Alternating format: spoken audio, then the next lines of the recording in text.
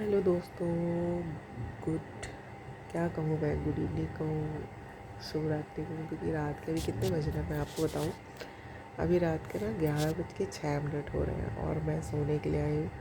मुझे ना पता नहीं क्यों ऐसा लगा कि मैं बस इसमें से बात करती हूँ और इसको मैं पोस्ट कर दूँगी। आज दिन भर ना मेरे साथ क्या क्या हुआ मैं आप लोगों के साथ शेयर करती हूँ। तो सबसे पहली बात तो ये, मैं ना क्यों मैं शेयर कर रही हूँ, क्योंकि ना मैंने आज इंस्टाग्राम पे एक स्टोरी देखी, वीडियो देखी। उसमें ना वो लड़की कहती है कि आपका ना जो जो भी दिन भर में जो भी हुआ हो ना, आप इंस्टाग्राम या यूट्यूब में आप उसको बोलो और उसको पोस्ट कर दो, ठीक है। तो वही मैं आपको बताना चाह रही थी कि आज सुबह ना, हालांकि मैं आप लोगों को पर्सनली, आप मेरे बारे में अगर जो लोग जानते हैं पहले से, क्योंकि मैं योगा इंस्ट्रक्टर हूँ, एक सर्टिफाइड योगा इंस्ट्रक्टर हूँ, और थैंक गॉड कि मैं योगा करती हूँ और मुझे ना उससे बहुत फ़ायदा है। और मैं तो सबसे कहूँगी कि आप लोग योग शुरू कीजिए। आप कोई भी किसी भी तरीके की लाइफ जी रहे हैं ना, आपको ना योगा करना चाहिए, ठीक है। आपको ना उसके बारे में ना जब आप करोगे ना, तब आपको ये समझ में आएगा कि वाई आपको योगा क्यों करना चाहिए।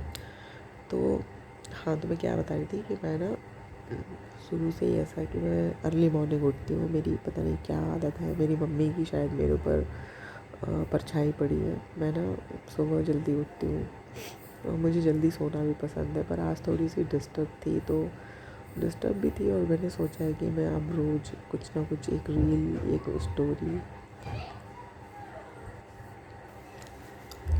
हाँ, तो अभी अभी किंजल आ गई थी, तो मैं किंजल से बात करने लगी थी। किंजल ना मुझे किंजल बहुत प्यारी लगती है, बहुत स्वीट है, बहुत बहुत बहुत बहुत बहुत अच्छी लगती है, मतलब मेरे भाई की लड़की है। हाँ, तो मैं आप लोग को बताई थी कि मैं योगा इंस्ट्रक्टर हूँ। तो मेरी ना शुरू से ही ना शायद मेरी माँ की परछाई पड़ी है कि मैं ना जल्दी अर्ली मॉर्निंग ही उठती हूँ। मतलब मैं मॉर्निंग पर्सन हूँ। मतलब कि कभी 4:15, कभी 4:45, कभी 4:45, कभी 4:30, ऐसे मेरी नींद खुल जाती है और उसके बाद मैं नहीं सोती हूँ। थोड़ी बहुत मैं फिर मोबाइल वगैरह देखती हूँ, फिर मैं अपने डेली रूटीन्स के काम करती हूँ। गर्म पानी पीना, फ्रेश होना, योगा करना, इस तरीके की चीज़ें मैं करती हूँ। तो आज भी ना कुछ दिन की शुरुआत ऐसी ही हुई। फिर मैं उठी, फिर मुझे आज क्लास भी जाना था, तो फिर मैं अपने क्लास के लिए रेडी हुई। मेरी दिनचर्या कुछ ऐसी रहती है कि मैं सुबह उठती हूँ, फिर गर्म पानी पीती हूँ, फिर फ्रेश होती हूँ, फिर मैं छत पर जाती हूँ, कुछ योग वगैरह करती हूँ। 30 से 45 मिनट का मेरा योगा सेशन होता है। मैं अपनी मतलब खुद की ट्रेनिंग करती हूँ। देन उसके बाद फिर मैं मंदिर की साफ़ सफाई, बर्तन वगैरह धोना, मंदिर की पूजा पाठ करने के बाद फिर मैं रेडी होती हूँ।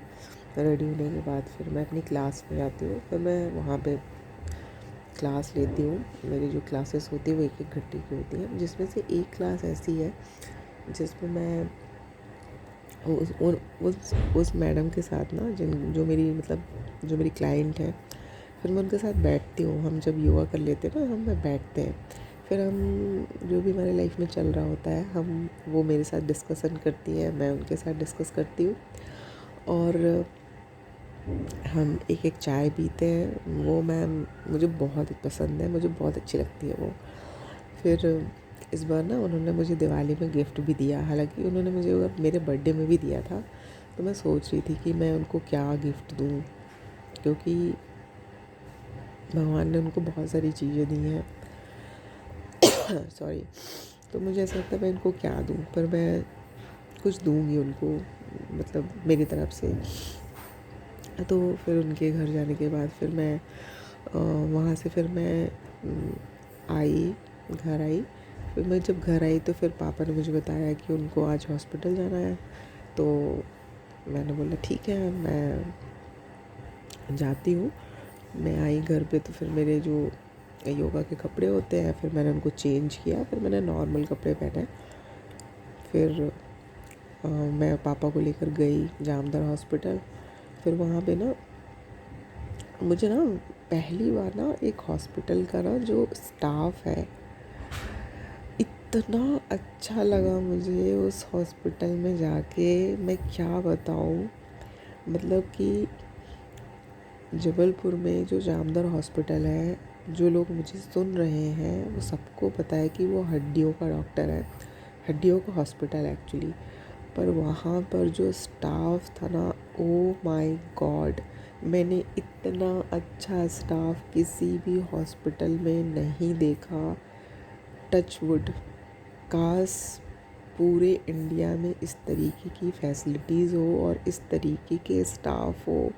ओ माय गॉड, कोई भी स्टाफ ऐसा नहीं था जो चिड़चिड़ा सा हो और जो बहुत बदतमीज़ी से बात कर रहा हो। इतना प्यारा स्टाफ, जिसमें से एक सर तो, मुझे एक्चुअली उनको थैंक्स बोलना था, मुझे उनकी तारीफ़ भी करनी थी, बट मैंने सोचा था कि मैं लास्ट में जब जाऊंगी तब मैं उनको बोलूँगी, पर मैं बोल नहीं पाई।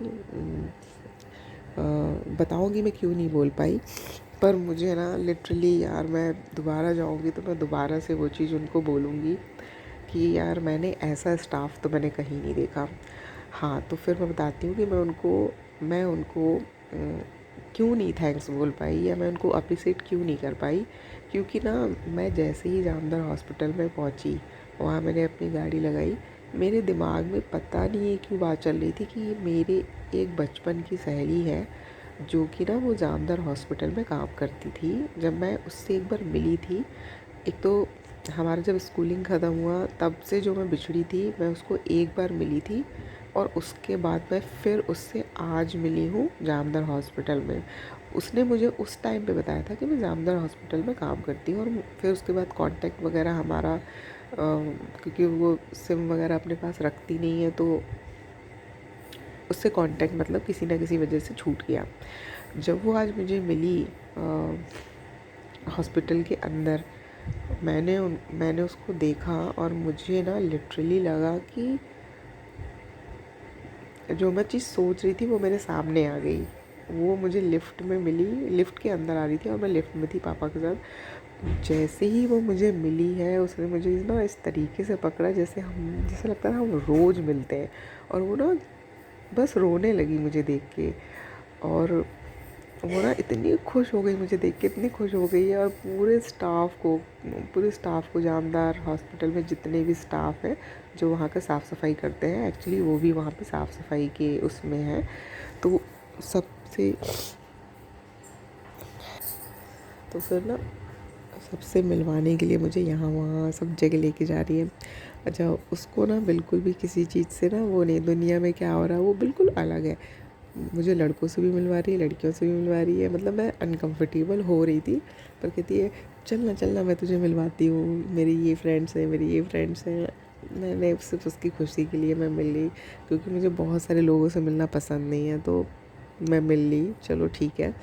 तो इसकी वजह से ना, मैं जामदार हॉस्पिटल का जो स्टाफ है, जो वहाँ पे पूरा वहाँ की फाइलिंग, वहाँ पे जितनी भी मतलब अकाउंटेंसी चीज़ें हैं रोज़ के रिसेप्शन और सब में, तो मैं वहाँ के स्टाफ को ना फिर मैंने थैंक यू बोलना भूल गई मैं, क्योंकि मुझे बहुत अच्छा लगा जिस तरीके से वो लोग काम कर रहे हैं भाई।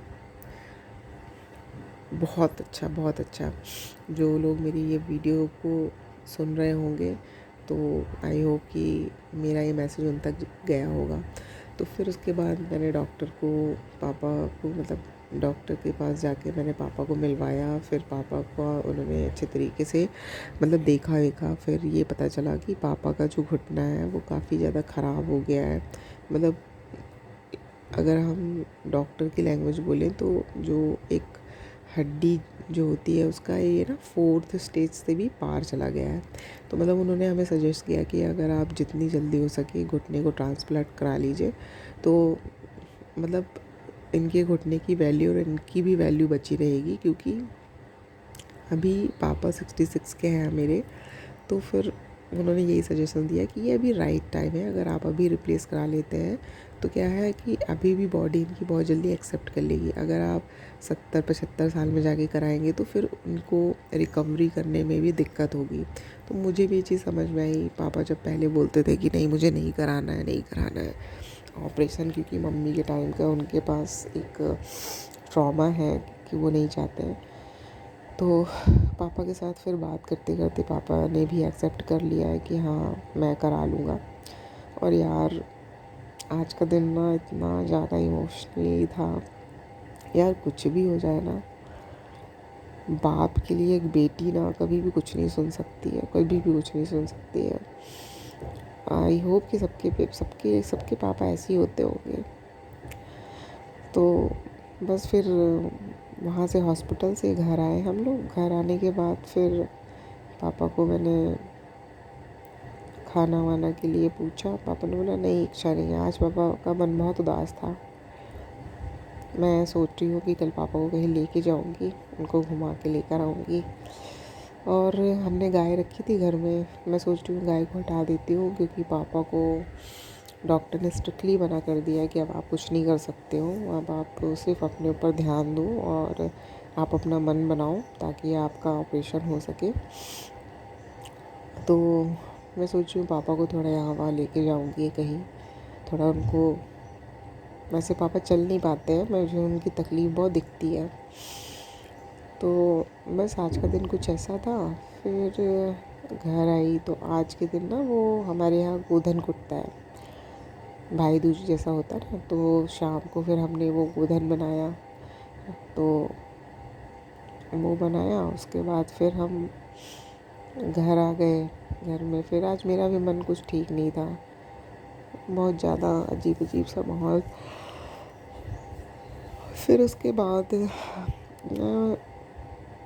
कुछ नहीं, मैं जब हाँ से आ रही थी, हाँ आप लोग को एक चीज़ बताती हूँ मैं क्योंकि मैं फिटनेस और वेलनेस से हूँ, तो आज मैंने एक बहुत अच्छी जानकारी पोस्ट की है शॉर्ट वीडियो में, पर मैं आपको यहाँ बता देती हूँ। तो जिन लोगों को ना मैग्नीशियम और जिंक की कमी अपनी बॉडी में समझ में आती है, तो ना वो लोग ना क्या क्या करें, जो पम्पकिन सीड होता है ना, मतलब खरबूजे का बीजा, तरबूजा या खरबूजा, जो ग्रीन ग्रीन बीज होते हैं, उनको ना घर पे आप ले आइए। घर पे लाने के बाद